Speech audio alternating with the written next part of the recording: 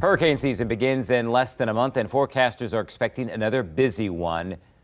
Now, government researchers think that they know why there have been so many Atlantic hurricanes in the last 2 decades. Air pollution is having a big impact on the number of hurricanes, but not how you might think. Chief Meteorologist Patrick Ruckey is joining us now. This is a surprising study. Yeah, I think a lot of people are going to be shocked by this. NOAA came out today with new data showing that cleaner air in the U.S. and Europe is leading to more Atlantic hurricanes. Now, the study published today in the journal Science Advances shows a 50% decrease in pollution particles and droplets in Europe and the U.S. is linked to a 33% increase in Atlantic storm formation in the past few decades. Researchers say lower pollution is letting more sunlight into the atmosphere, leading to increasing ocean surface temperatures.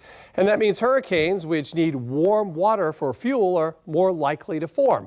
But get this, the opposite is happening in the Pacific. Researchers see higher pollution levels and fewer typhoons and hurricanes in the Pacific region. So, Kurt, I know that your big question right now is... Well, I mean, the takeaway can't be that more pollution is good. No, and here's the thing, that the researchers are saying that pollution worldwide kills a lot more people than hurricanes, and so pollution is not good. But it is kind of an interesting side effect that the air is cleaner in the U.S. now than it was a couple of decades ago, and in Europe, and that's having that interesting side effect as well. Wow, okay.